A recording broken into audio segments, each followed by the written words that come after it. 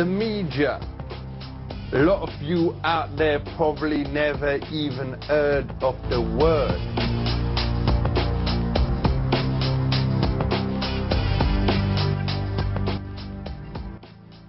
Newspapers, radio, television. Advertisements. Like newspapers, TV, stuff like that. Talking heads on television screens. Advertising, communications, Internet, websites, magazines, everything. Printed matter, electronic, sound being broadcast over the radio. Any sort of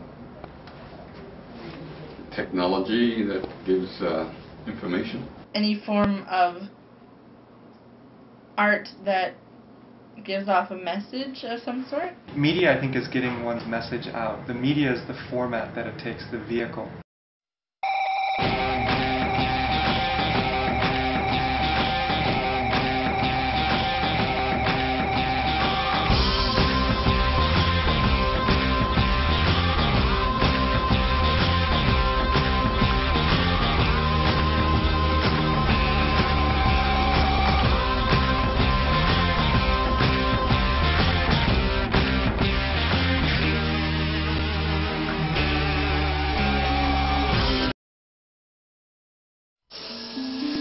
What is it?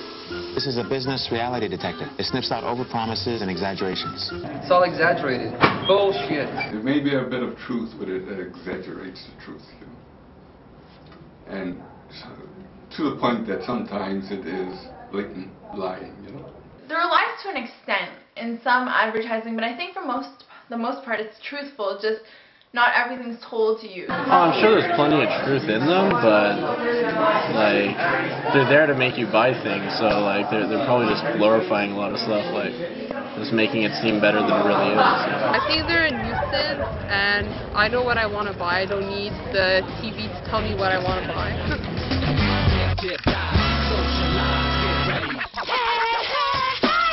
Plug us up and then bump this new fat beat. When it drop, stores out of stock on me. Spread the word that we coming together, so come and help me now. And you don't stop. Get ready for the Saturday night. Dive, socialize, get ready for the Saturday night. I'm General Manager, Vice President for Reebok Canada for footwear and apparel. It's funny, a lot of people swear that they're not influenced by advertising, but everyone is influenced by advertising one way or another. I do think that TV commercials manipulate people into buying things because, well, manipulate, that's a strong word. I think they trick people into it. I don't know about manipulating, but, well, trick. What am I talking about? They brainwash people. I think you have to give yourself more credit. People, consumers are smart. I don't think people let themselves to be manipulated. Consumers and the viewers are very savvy nowadays, so they understand the tricks that sometimes used to be played in the advertising world. I think commercials are just a way of promoting your product, you know? If we didn't have commercials or advertising of any sort, no one's products would be known, and you kind of go into a store not knowing about anything you buy. So I think commercials kind of give you an idea of what's out there and what you have available to you as a customer. You know, I use Pantene Pro-V, and look at my hair. It's poofy, frizzy, hippie hair. It's not like in the commercials, and I don't use it because in the commercials they're like, ooh, I have shiny hair. I use it because I need something to clean my hair with. It might not always be realistic because let's say they're showing off in a commercial Pantene Pro-V or some sort of shampoo. Your hair obviously isn't going to look like that because they didn't just wash their hair, come out of the shower, and their hair looked that nice. You know, they had to do something. They had to blow dry it, straighten it. So obviously there are other things that come along with the product. Some brands or products, they're very eager to sell. They may not be giving you the full story. So what the consumer has to be is a little bit savvy and to compare products and to make their own decision. Don't go buying something because of what someone tells you in 30 seconds or in 60 seconds. And in many cases, advertisers don't lie, but they don't tell you the whole story.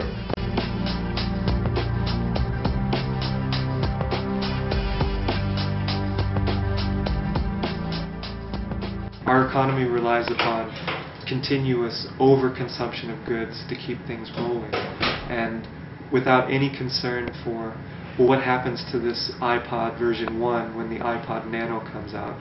What do I do with my current phone when the new Macintosh iPhone comes out?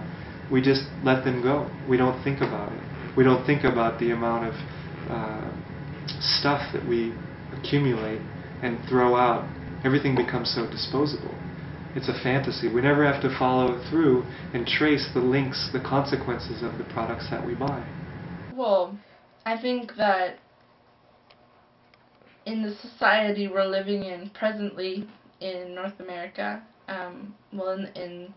in these market-driven societies, I think that advertising, the major corporations are sort of pushing the market forward, and I don't necessarily think that's a bad thing, because we're living comfortably. I'm sitting in this house, it's warm. I'm not starving or anything.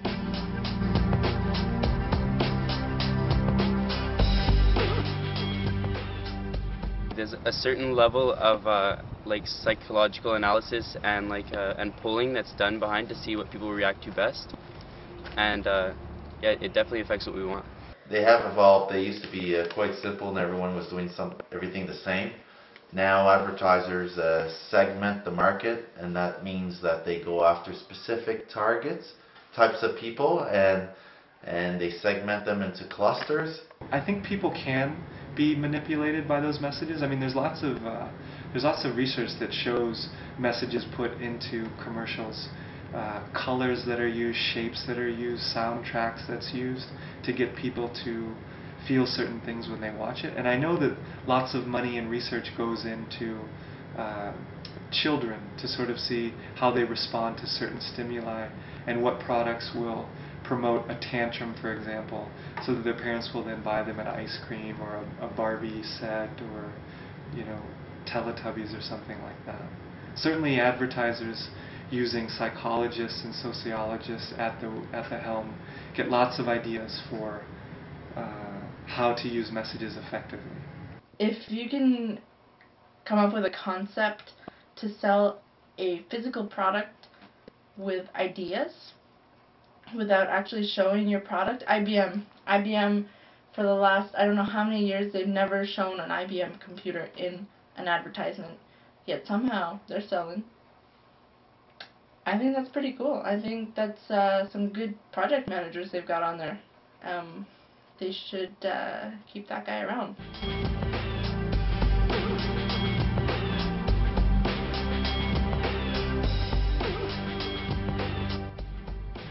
It's not that the products themselves are the problem, it's sort of the claims made about them.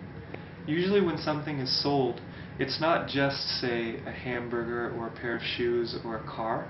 It's like a whole lifestyle associated with it. I wouldn't say so much as selling feelings and emotions. I would say they're selling a way of life instead of products. So feelings and emotions come into there because life is about as a certain amount of feeling and emotions incorporated into it, but it's not about the feelings and the emotions. It's about the lifestyle that they're trying to sell. Benetton, who used to be a really popular clothing line that was sold at Sears or the Bay or something like that. Their slogan was the United Colors of Benetton, and they would have all these crazy ads that had nothing to do with clothes, nothing at all, but they were trying to sell this image of unity, an image of peace between different ethnicities, different races, different people from different cultural backgrounds and everything. And they would have like a picture of, a Chinese kid and like an African kid and some like blonde white kid, and they would all be playing in a sandbox, all happy and everything.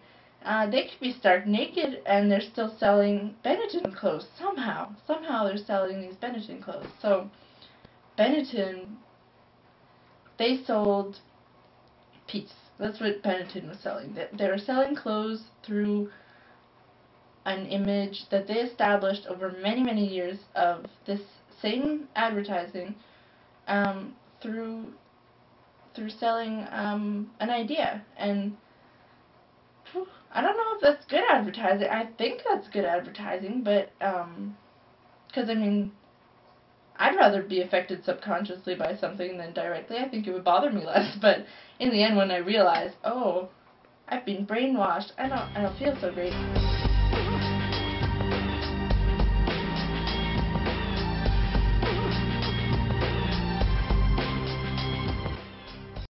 American dream? I think the American dream is a lie. It doesn't exist. Oh, the American dream is a big house, big car, big pool, a beautiful husband, to be rich, spoiled, have a big closet. To live in a mansion, to be a millionaire, to have a dog named Buddy, just living the easy life. It's like I don't know. It's one of those old myths that like we haven't really questioned recently, but it's basically the idea that like the accumulation of material wealth will lead to happiness, and it's a fraud. People who watch television see these ads, and the demographic that is represented in the ads is usually high middle class to upper class. I mean, very luxurious cars, Caribbean vacations, cruise ships, homes which are elaborate, renovations. I think it's far beyond the reach of the average person. So it's not so much that it's a lie, but it's a fantasy. And as we watch, we think, well, maybe that could be us. Maybe we could have that. And so people strive to save money to buy these products, which they think will give them happiness. You see in the media with these celebrities who are living the easy life or the American dream, that it's not such an easy life and it's not so dreamy out there. So the American dream, I think, is something totally unachievable and fake that people should just stop striving for that because you're never going to get it. Buy clothes, Hennessy, Escalade, spend money, buy cars, take shots, have sex, spend money, Grandmaster Flash, I'm sorry but we're killing hip-hop, KRS, I'm sorry but we're killing hip-hop, Run DMC, I'm sorry but we're killing hip-hop, but who can argue with the charts when we're sitting at the top? No, you gotta be anti-corporate. That's what you gotta be. Forget all the media and forget all the corporations. There's no way to avoid media. There's no way to avoid advertising at all. We live in advertising lives. Our lives are driven forward by products. Unfortunately, it's very unfortunate. By products that are sold to us by the media or ideals that are sold to us by the media, which is the worst part because, we should have our own ideals, but no, they're sold to us through television and movies and everything that I mentioned. And you just can't get away from it, and it's everywhere, and it's going to be everywhere. I think rather than avoid, we should engage. I think rather than ignore, we should pay close attention. It would just be so much more peaceful. You're just left to your own mind, your own ideas, rather than other people's ideas and what other people want you to think. But I worry that eventually we're not going to be able to take anything seriously. We won't be able to talk about serious topics. We won't have the attention span to be able to actually follow up on things when they present themselves, to do research, to ask questions, to not just take messages at face value.